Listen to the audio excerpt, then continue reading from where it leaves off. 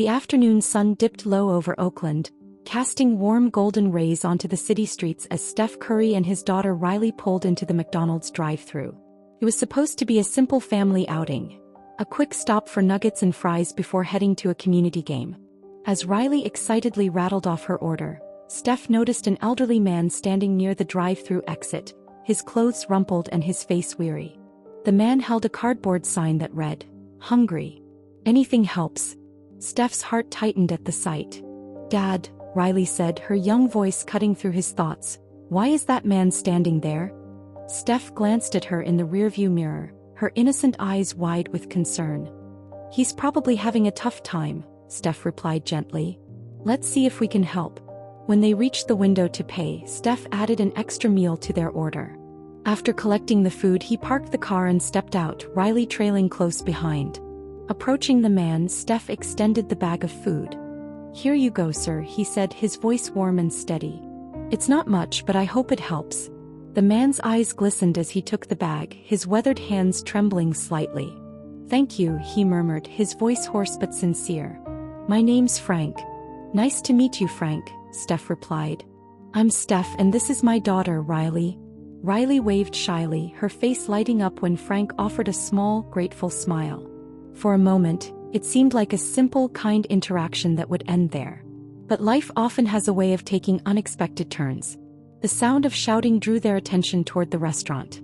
A manager stormed out, his face red with anger, barking orders at a younger employee who trailed behind. Spotting Frank, the manager's scowl deepened. "Hey, I told you to stay away from here," he yelled, pointing an accusatory finger at Frank. Steph stepped forward, instinctively shielding Frank. "Is there a problem?" he asked, his tone calm but firm. The manager's gaze flicked to Steph, recognition dawning but doing little to temper his anger. "This man's been loitering here for weeks. He's bad for business." Before Steph could respond, the manager grabbed Frank's arm, yanking him roughly. Frank winced in pain, his frail body unable to resist the force. "That's enough," Steph said sharply, stepping between them. "You have no right to treat anyone like this." By now, a small crowd had gathered, their murmurs of disapproval growing louder. Riley tugged at Steph's sleeve, her young face a mixture of worry and determination. "Dad, we can't let him get away with this," she whispered. Frank, shaken but steady, looked up at Steph. "It's fine," he said quietly. "I'm used to it." Steph's jaw tightened. "You shouldn't have to be." He turned to Riley, who was already pulling out her phone. "Let's do a live stream," she suggested, her eyes bright with the idea. "People need to see what's happening." Steph hesitated for a moment, then nodded. "Good thinking, Riley." They helped Frank to a nearby bench, where Steph knelt beside him, examining the bruises forming on his leg. As Riley set up the live stream, Steph's mind raced. This wasn't just about Frank. It was about standing up against cruelty and giving a voice to those who were often ignored. When Riley gave him the signal, Steph addressed the camera, his voice steady and resolute. "Hey everyone," he began.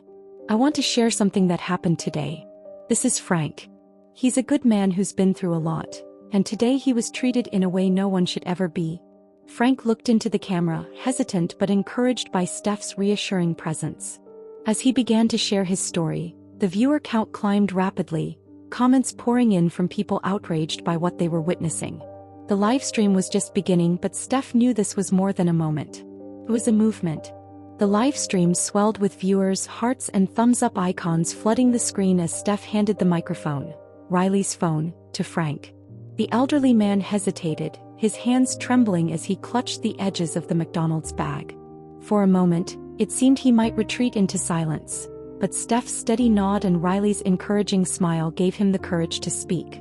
I used to be a teacher," Frank began, his voice cracking under the weight of memory. "Taught high school math for 25 years. Loved every moment of it. Then," he paused, swallowing hard. "Then my wife got sick. Cancer. I did everything I could, sold everything I had. But it wasn't enough." The crowd around them grew quieter, the ambient noise of cars and chatter fading into the background. Riley's phone buzzed constantly with notifications, viewers sending messages of sympathy, support and outrage. "After she passed," Frank continued, "I couldn't keep up with the mortgage. Lost the house. Lost everything. Been on the streets ever since." A lump formed in Steph's throat as he listened. Riley moved closer, her small hand resting lightly on Frank's shoulder. "That's awful," she whispered, her voice trembling. Frank looked down at her, his weathered face softening. "It's just life," he said with a faint, bittersweet smile. "But people like you two remind me there's still kindness out there. That's enough to keep going." The live stream ended with an emotional plea from Steph, urging viewers to treat everyone with dignity and compassion, no matter their circumstances. By the time Riley hit the end button, the video had amassed thousands of views, and messages were flooding in from people wanting to help. "That was amazing, Dad," Riley said, slipping her phone back into her pocket. Steph glanced down at Frank, who was now sipping from a bottle of water one of the onlookers had handed him. "Frank," he said, "let us help you. This doesn't have to be your story forever." Frank shook his head slowly, a mix of gratitude and reluctance etched across his face. "You've done enough already. I don't want to be a burden." "It's not about burden," Steph replied. "It's about doing what's right." The crowd that had gathered began dispersing, but not before a young woman stepped forward. "I work at a shelter downtown," she said, handing Frank a card. "They have resources that could help. And if you need someone to vouch for you, call me." Frank accepted the card with a hesitant nod. "Thank you," he murmured. By the time Steph and Riley got back into their car, the sun had dipped below the horizon, casting long shadows across the parking lot. Riley's phone buzzed incessantly with notifications as she scrolled through comments and direct messages. "Dad, look at this," she exclaimed, holding up the screen. One message in particular caught Steph's eye. It was from a man claiming to be Frank's former student. "That's Mr. Grayson," the message read. "He was the best teacher I ever had. I've been looking for him for years. Please tell him I want to help." Steph's heart leapt. "Riley, write him back. Tell him where we are." Within an hour, a sleek black SUV pulled into the parking lot. A tall, sharply dressed man stepped out, his eyes scanning the area until they landed on Frank. "Mr. Grayson?" he called, his voice filled with hope and disbelief. Frank looked up, his expression shifting from confusion to recognition. "Is that?" "It's me, Marcus," the man said, walking briskly toward him. "From your algebra class. Senior year." Frank rose unsteadily to his feet, his eyes welling with tears. "Marcus, I can't believe it." The two embraced, a moment of pure, heartfelt connection that left Steph and Riley speechless. "I owe you everything," Marcus said, pulling back to look Frank in the eye. "You believed in me when no one else did.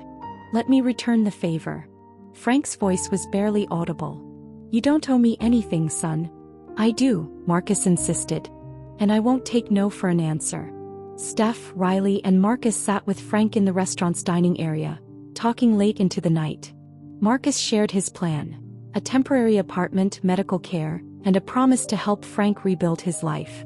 "You're not alone anymore," Marcus said firmly. "We've got you." Steph couldn't help but smile. This was more than he had hoped for when he handed Frank that bag of food. It was proof that kindness, even in its simplest form, could create ripples that changed lives. As they parted ways, Frank turned to Steph and Riley. "Thank you," he said, his voice thick with emotion. "For everything." Riley beamed up at her father as they walked back to the car. "We did a good thing today, didn't we, Dad?" Steph ruffled her hair. "We sure did, kiddo." But deep down he knew this was just the beginning. The following morning, as Steph scrolled through his phone, he realized the impact of the previous day's live stream. The video had gone viral, amassing millions of views overnight. News outlets, social media influencers, and even community leaders were sharing the story. The hashtag Help for Frank was trending across multiple platforms, with people from all over the world chiming in with support and offers to help. "Dad, look!" Riley exclaimed as she ran into the room, her tablet in hand. "There's a GoFundMe page for Frank. It already has $50,000. Steph raised an eyebrow, astonished. "50,000? Already?" "It's crazy," Riley said, scrolling through the messages on the fundraiser page.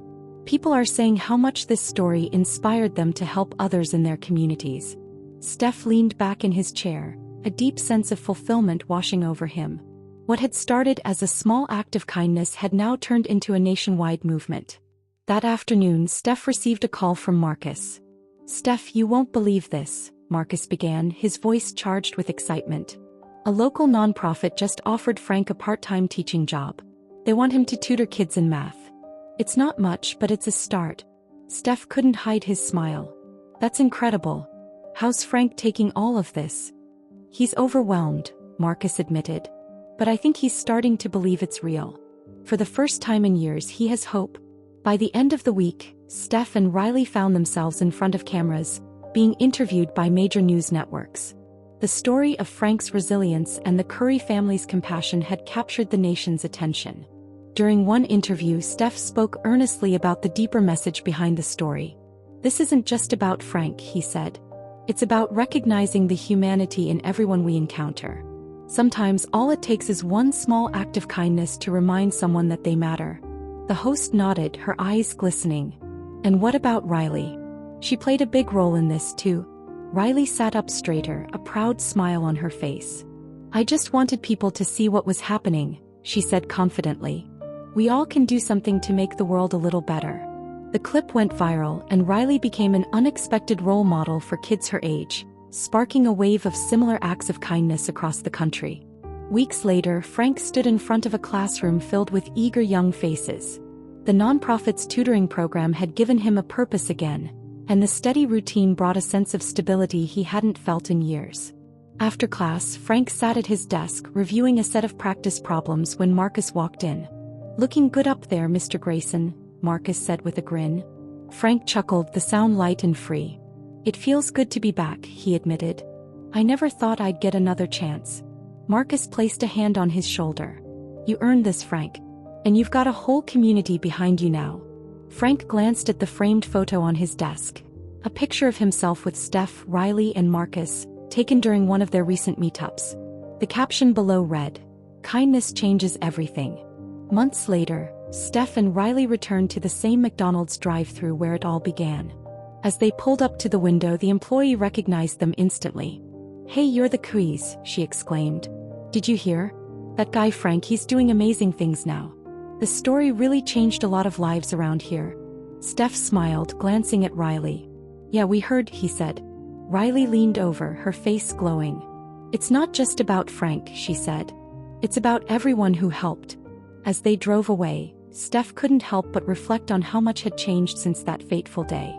Frank had found his footing again, and countless others had been inspired to step up for those in need. "Dad," Riley said suddenly, breaking the silence. "Yeah, kiddo." She looked out the window, her voice filled with hope. "Do you think we'll ever get to do something like that again?" Steph chuckled. "Something tells me we will. The world's full of chances to make a difference, you just have to look for them." And with that, they drove off, the golden rays of the setting sun lighting their path forward.